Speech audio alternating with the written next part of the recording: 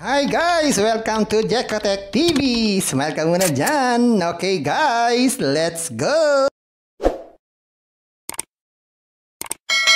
Hello guys! Welcome back again to my channel!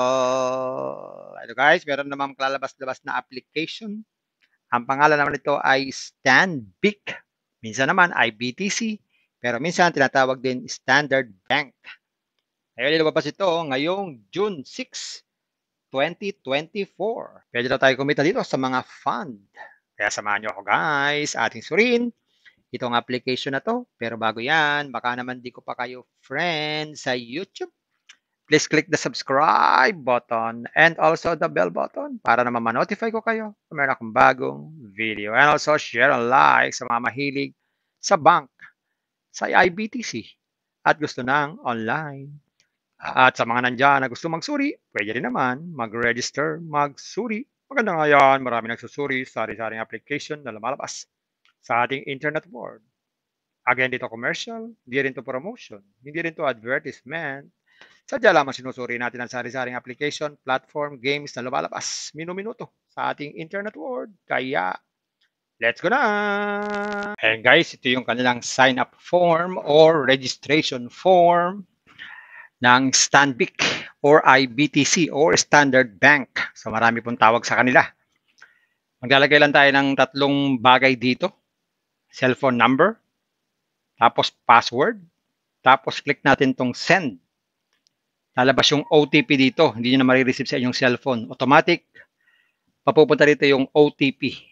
Ganito lang. Yan. Pag kumpleto na yung dalawa na yan, click lang tong send.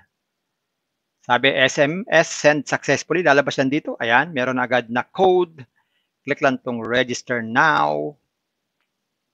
Sabi yan, congratulations, registration successfully. Tapos mag-log in. Yan, ganyan lang. Click lang log in now.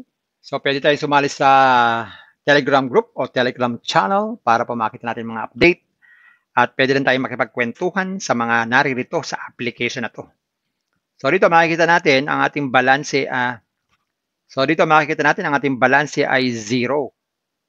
Wala. Okay, wala silang binibigay na libreng pera. Okay? Kailangan dito ay pinaghihirapan or mag-i-invest. Kaya check natin yung mga investment na inaalok nila. So ito yung mga investment na inaalok nila. So merong fixed fund, welfare fund, at activity funds. Activity fund, wala pa. So sa fixed fund, ang pinakamalit ay 150 ang puhunan. Ang revenue days niyan ay good for 30 days at ang daily income niyan ay 60 pesos. Kaya ang total income niyan ay 1.8. Pag naman 500, ganun din 30 days, 210 naman po ang daily niyan.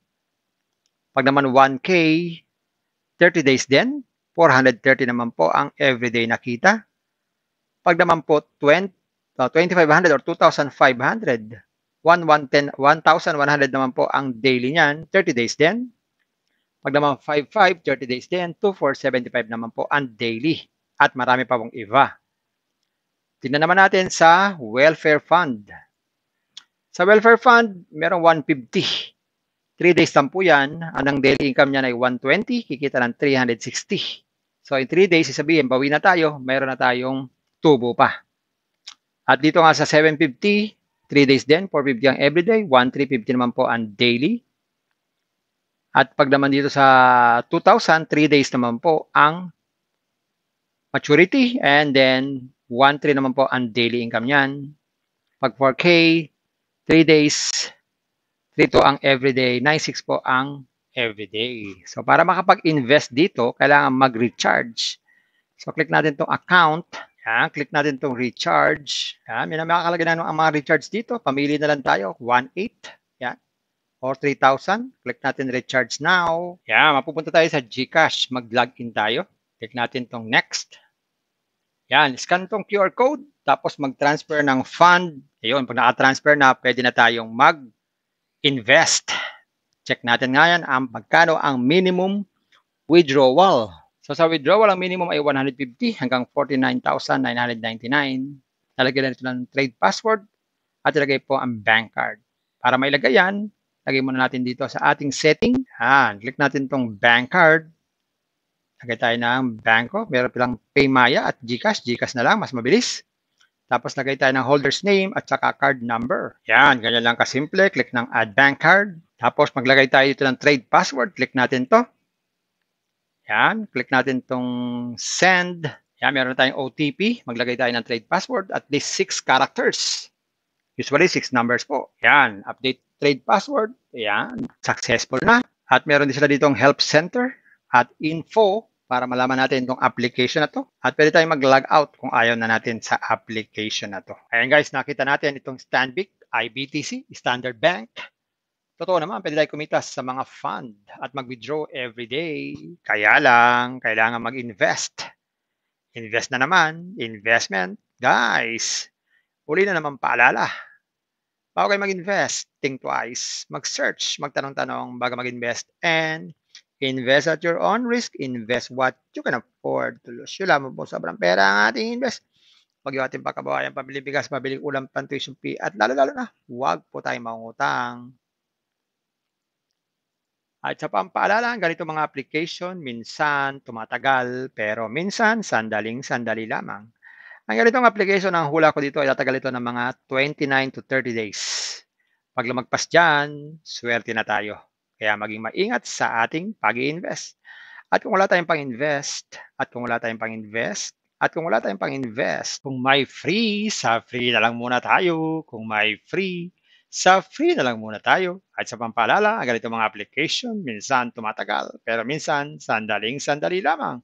Kaya maging maingat sa ating pag-i-invest. Paring paalala, sabi po sa 1 Timothy chapter 6 verse 10, for the love of money is a root of all kinds of evils. Is true this craving that some have wandered away from the faith and pierced themselves with many pangs. Totoo po ito.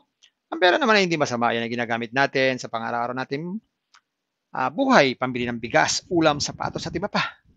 Pero ang babala dito ay yung pag-ibig sa pera. Pag tayo po umibig na sa pera, maaari tayong makagawa ng sari-saring kasamaan. Yan po ang kinauugatan, yung ating pag-ibig sa pera. Kaya ito po ay isang babala. Dahil ang ating mga kasama natin ay nawala na sa pananampalataya. Mas pinili nilang ibigin ang pera. Hindi natin alam kung nasaan sila. Kaya pinag-iingat po tayo dito. Mag-iingat po tayo sa pag-ibig sa pera. Bye-bye. Ingat lang sa pag-invest. Bye. Hi guys! Welcome to Jekotech TV! Smile ka muna dyan! Okay guys, let's go! And guys, ito yung kanilang sign-up form or registration form ng Stanbic or IBTC or Standard Bank. So marami pong tawag sa kanila. Maglalagay lang tayo ng 3 bagay dito. Cellphone number, tapos password, tapos click natin tong send. Lalabas yung OTP dito. Hindi nyo na marireceive sa inyong cellphone. Automatic, papupunta dito yung OTP. Ganito lang. Yan. Pag kumpleto na yung dalawa na yan, click lang tong send. Sabi SMS, send successfully. Lalabas yan dito. Ayan, meron agad na code. Click lang tong register now. Sabi yan, congratulations, registration successfully. Tapos mag-log in. Yan, ganyan lang. Click lang login now. So, pwede tayo sumali sa Telegram group o Telegram channel para pa makita natin mga update. At pwede rin tayo makipagkwentuhan sa mga naririto sa application na to. So, dito makikita natin ang ating balanse. Ay 0. Wala. Okay, wala silang binibigay na libreng pera. Okay? Kailangan dito ay pinaghihirapan or mag-i-invest. Kaya check natin yung mga investment na inaalok nila. So ito yung mga investment na inaalok nila. So merong fixed fund, welfare fund, at activity funds. Activity fund, wala pa. So sa fixed fund, ang pinakamalit ay 150 ang puhunan. Ang revenue days niyan ay good for 30 days at ang daily income niyan ay 60 pesos. Kaya ang total income niyan ay 1.8. Pag naman 500, ganun din, 30 days, 210 naman po ang daily niyan. Pag naman 1K, 30 days din, 430 naman po ang everyday nakita. Pag naman po 2,500 or 2,500, 1,100 naman po ang daily niyan, 30 days din. Pag naman 5,500, 30 days din. 2,475 naman po ang daily. At marami pa pong iba. Tingnan naman natin sa welfare fund. Sa welfare fund, merong 150. 3 days lang po yan. Ang daily income niyan ay 120. Kikita ng 360. So, in 3 days, isabihin, bawi na tayo. Mayroon na tayong tubo pa. At dito nga sa 750, 3 days din. 450 ang everyday. 1,350 naman po ang daily. At pag naman dito sa 2,000, 3 days naman po ang maturity. And then, 1,300 naman po ang daily income niyan. Pag 4K, 3 days, 3 to ang everyday, 9,600 po ang everyday. So, para makapag-invest dito, kailangan mag-recharge. So, click natin itong account. Yan, click natin itong recharge. Yan, may nakakalagay na ang mga recharge dito. Pamili na lang tayo, 1,800. Yan. Or 3,000. Click natin recharge now. Yan, mapupunta tayo sa GCash. Mag-login tayo. Click natin itong next. Yan, scan itong QR code. Tapos mag-transfer ng fund. Ayun, pag naka-transfer na, pwede na tayong mag-invest. Check natin nga yan, magkano ang minimum withdrawal. So sa withdrawal, ang minimum ay 150 hanggang 49,999. Lalagyan na ito ng trade password at ilagay po ang bank card. Para mailagay yan, lagay muna natin dito sa ating setting. Click natin itong bank card. Lagay tayo ng banko. Meron pilang Paymaya at GCash. GCash na lang, mas mabilis.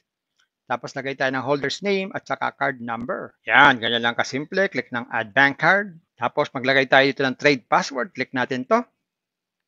Yan, click natin tong send. Yan, meron tayong OTP. Maglagay tayo ng trade password at least 6 characters.